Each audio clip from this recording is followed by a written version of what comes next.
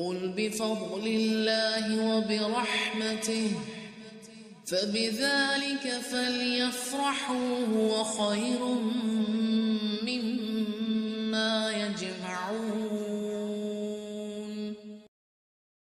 آیت 64 میں دیکھیے گا، منافقوں کو ہر وقت اس بات کا کھٹکا لگا رہتا ہے کہ کہیں مسلمانوں پر کوئی صورت نہ اتر آئے کہ جو ان کے دلوں کی باتیں ان کو بتا دے۔ کہہ دیجئے کہ تم مذاق اڑاتے ہو، کہہ دیجئے کہ تم مذاق اڑاتے رہو، یقیناً اللہ تعالیٰ اسے ظاہر کرنے والا ہے جس سے تم ڈر اور دبک رہے ہو۔ دیکھیے دل میں جو ہوتا ہے نا وہی آتا ہے۔ منافقوں کے دل میں تو خرابیاں تھی نا، تو جب قرآن کی صورتیں اترتی تو اس میں وہی برائیاں مینشن ہوتی تو بس ان کی جان پہ بنی رہتی۔ آگے مزید ان کے ایکشنز آئیں گے، دیکھیے گا۔ اگر آپ ان سے پوچھے تو صاف کہہ دیں گے ہم تو یوں ہی آپس میں ہنس بول رہے تھے۔ کہہ دیجیے اللہ اور اس کی آیتیں اور اس کا رسول ہی تمہارے ہنسی مذاق کے لیے رہ گئے۔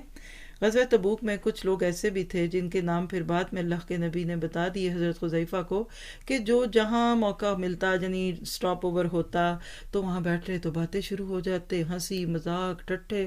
اب رات کو جنگ تو نہیں ہوتی تھی تو سب لوگ اپنی اپنی جگہوں پہ واپس جاتے تو یہ محفلیں سجاتے، ہنستے بولتے۔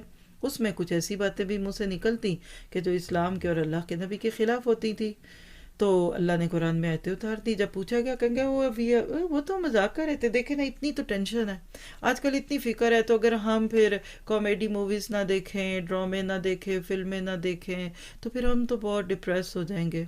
تو لکھیے ایک جملہ، اسلام فنی لگتا ہے منافق کو، مذاق کرنا اسلام کے نام پہ، دین پہ، یہ اسلام کو گرانے والی کیفیت ہے، اور غریب شخص کبھی یہ جرت نہیں کرتا، وہ کبھی اسلام کی وہ تو فوراً ہاتھ نبی کا نام آئے گا فوراً انگوٹھے چوم لے گا، اسلام کی کوئی بات ہوگی سر پہ ٹوپی یا دوپٹہ رکھ لے گا۔